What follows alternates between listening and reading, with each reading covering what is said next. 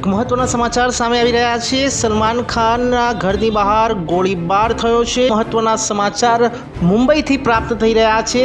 આજે સવારે લગભગ 5 વાગે આ ગોળીબાર થયો છે। અજાણ્યા શખ્સો દ્વારા ગોળીબાર કરવામાં આવ્યો છે।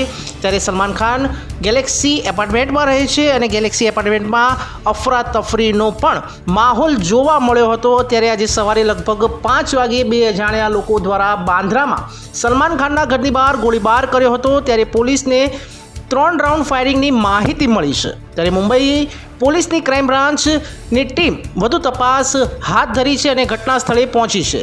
ત્યારે ગેલેક્સી એપાર્ટમેન્ટની બહાર બે લોકો દ્વારા હુમલો કરવામાં આવ્યો છે। ત્યારે અગાઉ પણ લોરેન્સ બિશ્નોઈ અને ગોલ્ડી બરાડની ગેંગો દ્વારા પણ સલમાન ખાનને જાનથી મારી નાખવાની ધમકી મળી ચૂકી છે।